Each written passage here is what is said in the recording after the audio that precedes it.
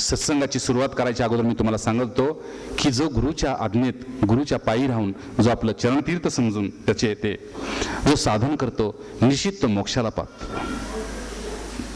म्हणून मगाशी श्लोक घेतला होता, तुला मागतो सद्गुरु दयाळा, दिना कारणे देई आता कृपाळा. घडो भक्ती तुझी असे त्वा करावे, घडे भक्ती तुझी असे त्वा करावे. समर्था मला पूर्ण वैराग्य द्यावे. जय जय रघुवीर समर्थ, जय जय रघुवीर समर्थ. नको वासना विषयी होऊ देऊ, परद्रंगण द्यावं आणि तुला सगळी सुखदुःख सांगावीत. पण असं कुठे भाग्य, असं कधी कधी देवा मला वाटतंय. असे आवडी अंतरी दर्शनाची, तरी भाग्यहीना मला भेटी कैसी. करी प्रार्थना दीनमानी स्वभावे, समर्था मला पूर्ण वैराग्य द्यावे. जय जय रघुवीर समर्थ, जय जय रघुवीर समर्थ. महारुद्र भगवान की जय. आम्हा अनाथा तू एक दाता, आम्हा अनाथा तू एक दाता. संसार चिंता चुकवी समर्था.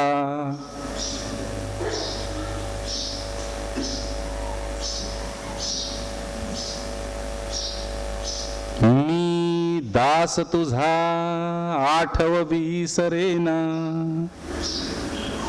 तुझवीन रामा मज कंठ वेना. तुझवीन रामा मज कंठ वेना, तुझवीन रामा मज कंठ वेना. ये हाल हो जाता है.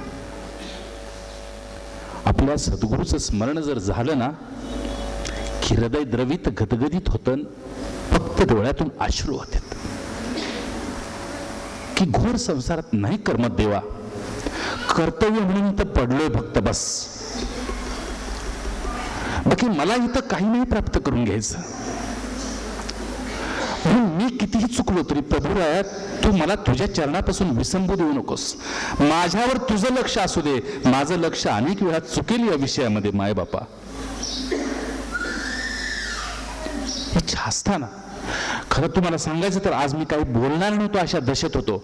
मी ज्यावेळेस मी पूजा करून सकाळी बाहेर पडलो सद्गुरूची आणि औदुंबराला स्पर्श करून आत आलो, तेव्हा म्हटलं की काही नाही आज बोलायचं, गप्प बसायचं, कोणी भजन करतील ते ऐकायचं, निघून जायचं. का बरं?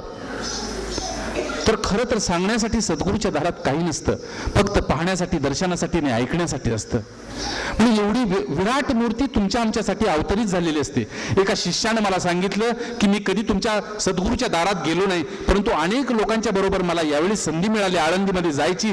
आणि गंमत अशी झाली सद्गुरू राया, गंमत अशी झाली माय बापा, गंमत अशी झाली की गुरुदेव तुमच्या कुटीतून मंडले वरून खाली येत होते, आळंदीमध्ये वरून खाली येत होते. आणि मला असं वाटलं की कुठून विमानातून श्वेतांबरधारी हा मोठा पुरुष मला अवतरण करण्यासाठी, मला उद्धार करण्यासाठी अवतरित होतोय. आणि मी ते बघून दृश्य मी चकित झालो. बस मला असं वाटलं की हा माझ्यासाठी येतोय.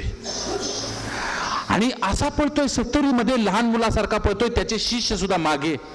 आणि मुलामध्ये खेळतोय, म्हाताऱ्यामध्ये खेळतोय, स्त्रियामध्ये खेळतोय, पुरुषामध्ये खेळतोय. हा एवढा विराट आत्मा धन्य आहे. मी तर म्हटला, मी काका कृतार्थ झालो त्यांना बघून. तो म्हणाला मी तुम्हाला सांगायसाठी आलोय, तुम्हाला तर सगळं माहीतच आहे, पण मला का वाटतंय कुणाष्ट माझा ऐकणारं फक्त तुम्हीच आहे. मी सुद्धा खाटेवर बसून गप्प गप्प ऐकत होतो की बोल, तुझं हृदय भरून आलेलं आहे, तुला समजतंय गुरुची महिमा, तू बोल. तो सांगत राहिला, मी ऐकत राहिलो, तो सांगत राहिला, मी ऐकत राहिलो. असलं दृश्य माझ्या आयुष्यात मी कधी पाहिलं नाही. म्हटला इतकी माणसं, इतका समाज, किती येतेत किती जातेत. कोण म्हटले बघावं तो मी मी मी मधून चाललोय, मला काही माहित नाही नियमावली तुमची, मी मधून चाललोय आणि ती पाठीमागून व्यक्ती येते मला म्हणते कशी, हरिओम थोडं बाजूला व्हा, हरिओम थोडं बाजूला व्हा. हे सगळं दृश्य पाहिलं आणि म्हटलं मला राहवलं नाही आणि मी सद्गुरूंचाच झालो, दीक्षाच घेऊन आलो. जय जय रघुवीर समर्थ. गावामध्ये तो मुलगा आहे, मी बापूंचाच झालो म्हटले. सांगायचं म्हणजे तो मुलगा इथं बसलेला आहे, मी बापूंचाच झालो. म्हणून आजच्या दिवशी तुम्ही कुणी कुठे असाल, पण इथं जर असाल, गुरुच्या दारात असाल, गुरुच्या चरणावर असाल तर तुम्ही भाग्यवानच आहात. परंतु कार्यकारण जर तुम्हाला मृत्यूलोकात अडकावं लागलं असेल तर निश्चित असं समजायचं की भगवंता कुठेतरी पण पाप माझा आडवा आलेला आहे, कुठेतरी माझा मोह आडवा आलेला आहे, कुठेतरी माझी आसक्ती आडवी आलेली आहे आणि प्रभुराया मला तुझ्या चरणापर्यंत येण्यासाठी या मायेनं खोळंबा घातलेला आहे. म्हणून इथं समर्थाच्या चरणी प्रार्थना केली की असे आवडी अंतरी दर्शनाची तरी भाग्यहीना मला भेटी कैसी. खूप वाटतंय की तुझ्या दर्शनाला यावं, तुझ्या संगतीमध्ये बसावं, सत्य संगतीमध्ये स्थिर व्हावं, आपला अहंकार विसर्जन करावा, आपली भक्ती वाढवावी, आपलं पुण्य वाढवावं, आपलं फळ वाढवावं आणि मृत्यूलोकात वाटत राहावं. पण गुरुराया कुठेतरी पण हे आडवं आलं. रात्री बी मला एक फोन आला आणि पहाटे बी फोन आला. कोणाचा? भोसले काकींचा, की कुठेतरी मी कचरा टाकायला गेले आणि माझा पाय काका घोट्यातून दोन्ही हाडं बाहेर आली, शीर तुटली आणि मी आता हॉस्पिटलमध्ये आहे, मी काय करू. म्हटलं तू काहीच करू नको, तू पडून राहा, तू निवांत राहा. सद्गुरू तुझ्यापाशी नाहीत आले तर तो सद्गुरू नव्हे, तू भक्त नव्हेस. जय जय रघुवीर समर्थ. तो सद्गुरूच नव्हे, तो कोणीतरी भुंदू आहे, तो साधू आहे, तो फक्त म्हणून येतोय, तो सद्गुरू नाही. त्या बाईला सकाळी 9 वाजता दृष्टांत देऊन आले गुरुदेव. जय जय रघुवीर. हॉस्पिटलमध्ये जाऊन दर्शन देऊन आले. बोला, महिमा आहे त्या सद्गुरूची. सद्गुरू विण तळमळ जाणार नाही. त्याची महिमा गाण्यासाठी स्वानंदाच्या 1000 जिभा झाल्या तरी गाऊ शकत नाहीत. कोणी गात असेल ना, तो सुरेशानंद, तो स्वानंद, तो अनेकानंद, तो कुठलानंद, तो नाही गाऊ शकत त्याची महिमा. तो आगाध आहे, तो अनंत आहे, तो अखंड आहे, तो चराचर आहे, अद्भुत आहे. तो कोणी नाही गाऊ शकत त्याची महिमा. माऊली म्हणते गुरुराया मला तुझी मी स्तुती करायला लागलो तर देवा मला असं वाटतंय गुरुराया मी निंदा करू लागलो की काय, माझ्या वाणीला बंद कर आता. माऊली स्वतः क्षमा मागते, बंद कर, मी काय महिमा तुझी गाऊ शकतो. तू अपार आहेस, तू आनंद आहे. 5 फुटामधला तू नव्हेस आणि अहमदाबाद मधला तू नव्हेस, तू आहेस विराट, अनंत, अछेद्य. गुरुराया मी तृप्त झालो. म्हणून महिमा आहे त्या सद्गुरूची, महिमा वर्णनीय जाय. आता मी तुम्हाला सद्गुरू महिमा सांगतोय, परंतु पुढच्या जर तुम्हाला आम्हाला देह राहिला, जन्म मिळाला, आमचं आपलं तुमच्या आमच्या भाग्यामध्ये जर पुढची गुरुपौर्णिमा असेल तर निव्वळ तुम्हाला समर्थांचा गुरु महिमा सांगतो. सद्गुरू महिमा समर्थांच्या मुखातून निघालेला. यावेळी फक्त संतांचा गुरु महिमा सांगतो, सद्गुरूचा गुरु महिमा सांगतो. म्हणून गुरुराया एवढं भाग्य माझ्या पदरी कुठं. भोसले काकी म्हणाल्या की काका असं काही घडेल का की मला तिथून दर्शन होईल का. निश्चित तुला दर्शन निश्चित होणार. विज्ञान नाही हे दर्शन घडवू शकत. इथून टीव्ही तिथपर्यंत दाखवते, पण तिच्याकडे टीव्ही नाही, माझ्याकडे टीव्ही नाही, बापूकडे टीव्ही नाही, परंतु तिला अंतःकरणामध्ये तिथे सत्संग ऐकू येतोय. जय जय. आता या घडीला ती सत्संग ऐकत आहे. आणि तुम्हाला कोणाला हवा असेल तर मी तर चातुर्मासात जातोय, त्या बाईला गेल्यानंतर पुन्हा विचारायचं की काकांचा सत्संग तू ऐकलास की नाही. महिमा आहे सद्गुरूची. अरे संजयाकडून जर गीता सांगू शकतो तर स्वानंदाकडून सत्संग बी ऐकू शकतो. अद्भुत आहे. त्या महिमेचं वर्णन कुणी वेदशास्त्र करू शकत नाही. वेद मौनावला तेथे. वेदांना गप्प व्हावं लागलं सद्गुरूची महिमा गाताना. श्रुतीला गप्प व्हावं लागलं. श्रुती म्हणते आम्ही नाही बोलू शकत, त्यांची लक्षणच नाहीत असे विलक्षण नाही करू शकत. म्हणून हा विलक्षण पुरुष कुठेही केव्हाही कधीही खेळू शकतो, बसू शकतो, भेटू शकतो. अद्भुत आहे.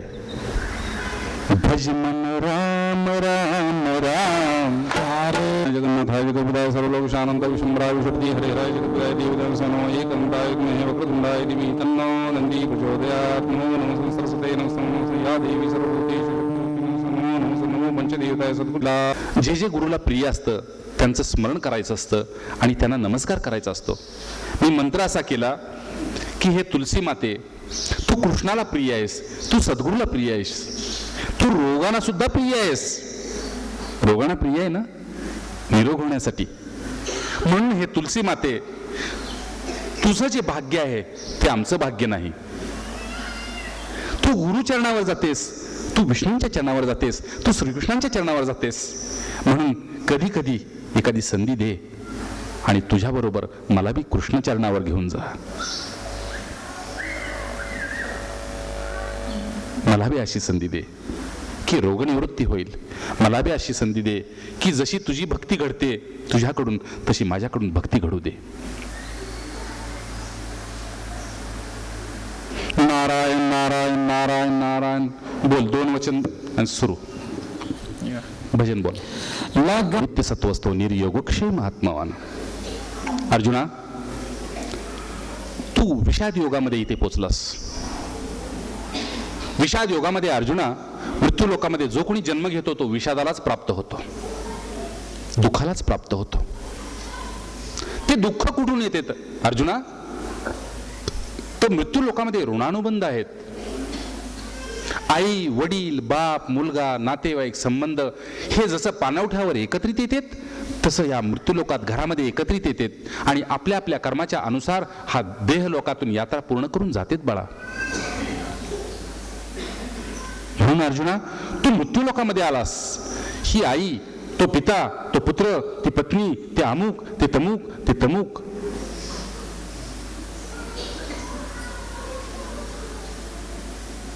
चिदानंद रूपो शिवोहम शिवोहम.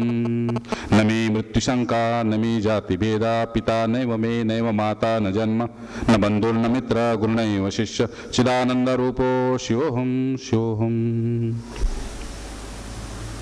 अर्जुना, तू ज्यावेळी इथं मृत्यू लोकामध्ये आला त्यावेळी तू माझा सखा होतास. याचं स्मरण तुला विस्मरण झालं होतं. या स्मरणाचं तुला विस्मरण झालं होतं. त्याचं स्मरण करून देण्यासाठी मी कधी कधी तुझ्या खांद्यावर हात टाकत होतो. कधी कधी तुला आपल्या पंक्तीला बसवत होतो. कधी कधी तुला आपल्या जवळचं पुष्प देत होतो. कधी कधी तुला आपल्या जवळचं पान देत होतो. कधी कधी तुला आपल्या जवळचं पाणी देत होतो. आणि ते देऊन देऊन देऊन तुला मी माझा सखा केला, मित्र केला आणि हळूहळू तुला मी आपलासा केला. आपलासा केल्यानंतर तुला माझ्याशिवाय कर्मेना, मला तुझ्याशिवाय कर्मेना हे खरं होतं. नर आणि नारायणाच्या रूपात आपणच बद्री आश्रमामध्ये आलेलो होतो. गुरु शिष्याच्या रूपात आपण इथं पृथ्वीतळावर अनेक वेळा आलेलो आहे. परंतु तुला त्याचं स्मरण नाही, मला त्याचं स्मरण आहे. अर्जुना, इथं तू विभूती योगामध्ये, इथं तू विषाद योगामध्ये फार विक्षिप्त झाला होतास. आणि मला असं वाटत होतं की कुठली तरी लीला करावी आणि तुला आपलंसं करून घ्यावं. म्हणून मी कौरवांच्याकडून ही लीला करून घेतली आणि याच धर्मक्षेत्रावर कुरुक्षेत्र करून ठेवलं. याच धर्मराजाकडून मी खोटं बोलवलं. कारण अर्जुना, तू मला प्रिय होतास.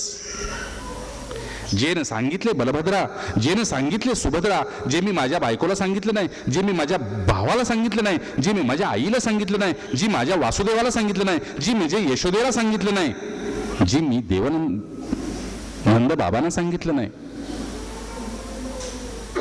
जी मी उग्रसेनला सांगितलं नाही, ते अर्जुना मी तुला सांगतोय. अर्जुना, मी ही गीतेच्या रूपात गीता आहे, परंतु हे तुझ्या अंतःकरणात गीत रूपानच राहू देत.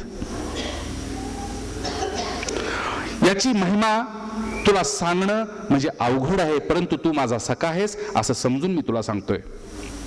तो पुरुष पांडवा ज्ञानाचा बोलावा, आता परिस आर्जवा रूप करू.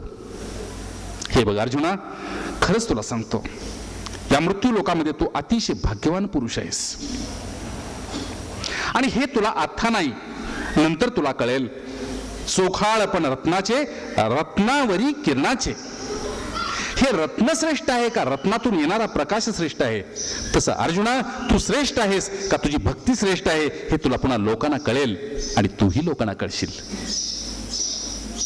म्हणून पैसे पुढा म्हण जयाचे करणे पाठी. अर्जुना, खरोखर तू भाग्यवान आहेस हे आता नाही, तुला नंतर कळेल. म्हणून बोलणे नाही संदिग्धी. तू असं समजू नको की मी कुठेतरी असं तुला असंबंध बोलतोय. अर्जुना,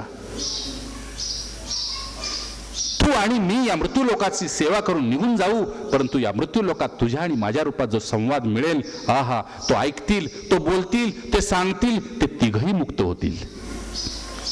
18वा अध्याय गीतेचा. ते तिघही मुक्त होतील, ऐकेल, बोलेल, सांगेल.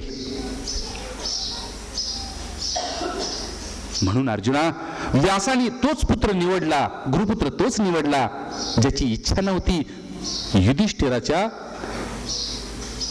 त्याची इच्छा नव्हती दुर्योधनाच्या घरी जायची, त्याची इच्छा नव्हते गांधारीच्या घरी जायची, त्याची इच्छा नव्हते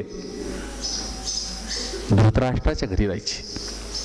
पण निव्वळ तो व्यासपुत्र, तो कृष्ण द्वैपायन पुत्र निव्वळ माझ्या इच्छेनं राहिला. आणि कधी कधी त्याच्या मनात सुद्धा असं येऊ लागलं की काय मी पाप केलं असेल की मला दुर्योधनाच्या घरी राहावं लागतंय, मला गांधारीच्या घरी राहावं लागतंय. प्रश्न त्याच्या मनामध्ये उठला खरा, परंतु ज्यावेळी तो संध्येला बसला त्याच्याच अंतःकरणामध्ये त्याचे गुरु प्रकट झाले. अर्जुना, त्याचे गुरु प्रकट झाले आणि संध्येच्या वेळेस त्याला सप्रमाण उत्तर दिलं की तूच माझा प्रिय शिष्य आहेस.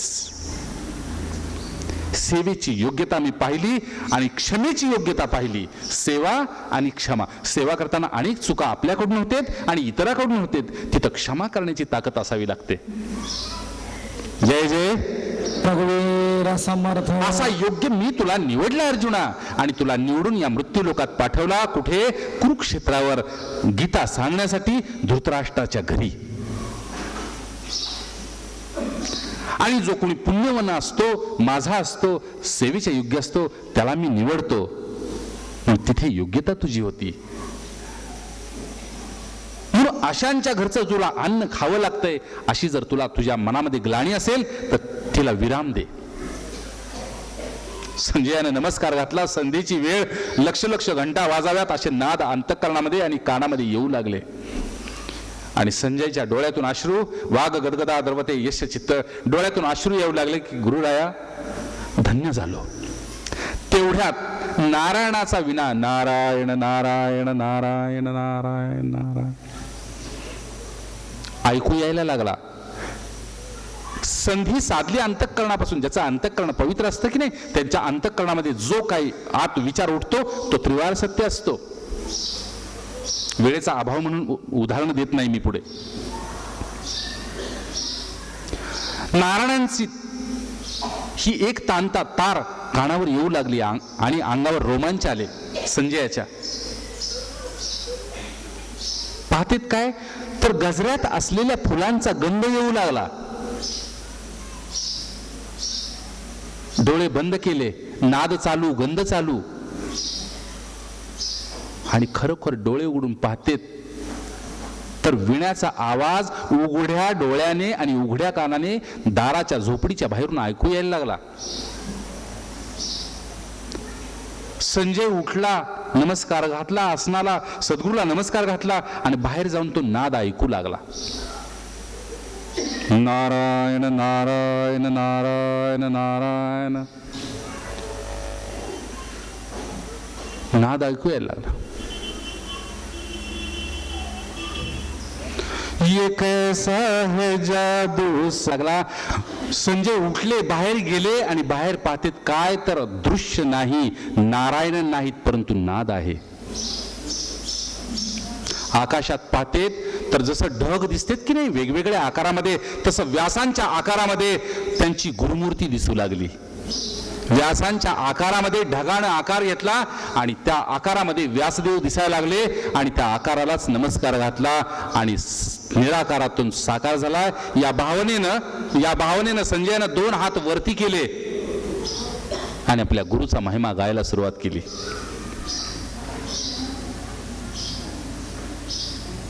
गुरुचा महिमा गायला सुरुवात केली. परंतु गुरु महिमा बखी न जाय, गुरु महिमा लखी न जाय. अर्जुना, ही गुरु महिमा ही अशी आहे, आजच्या दिवशी साक्षात देवता, आजच्या दिवशी साक्षात ऋषीमुनी, आजच्या दिवशी साक्षात भगवंत आपल्या गुरुच्या चरणाचं स्मरण करतो. ज्या वेळी मी मृत्यू लोकामध्ये आलो, मी राम होऊन आलो, मी कृष्ण होऊन आलो, मी अमुक होऊन आलो, मी अनेक कोण होऊन आलो. अद्भुत. मला माझ्या आजच्या दिवशी गुरुच्या स्मरणाचं स्मरण होतंय असं रामराय सांगतेत, असं साक्षात कृष्ण सांगतेत. मला सांदीपनींचं स्मरण होतंय, मला ते अजून उज्जैनी आठवते, मला ते अजून अयोध्या आठवते, मला ते वशिष्ठ आश्रम आठवतो, मला ते वशिष्ठांची अजून वचनं आठवतेत की हे रामजी, भूल कर भी भूल कर भी भूल कर भी, जीव लोक में जीव से संग मत करना.